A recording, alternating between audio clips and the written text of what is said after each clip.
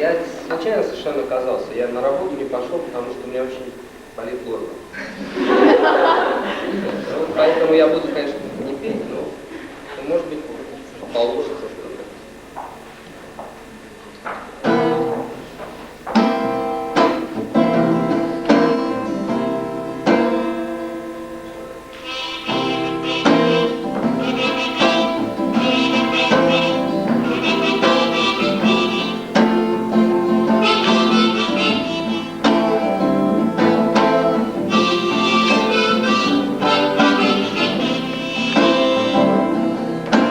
В поезде, шедшем на Питер, в полупустом вагоне, я повстречал человека, я знал его раньше.